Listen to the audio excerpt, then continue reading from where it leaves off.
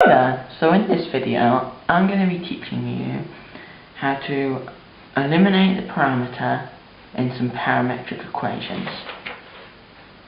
So, look here, I've got two parametric equations. These are describing a line, and I want to find the equation of the line just in terms of x and y and not with the parameter t. Okay.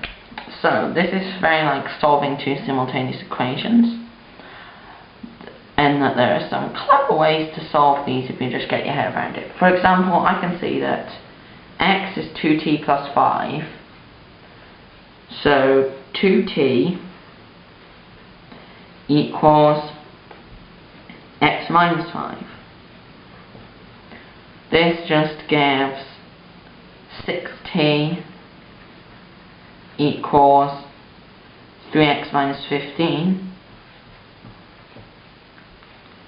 So I can substitute where it says 16 here to give me y equals 3x minus 15 minus 4 equals 3x minus 19.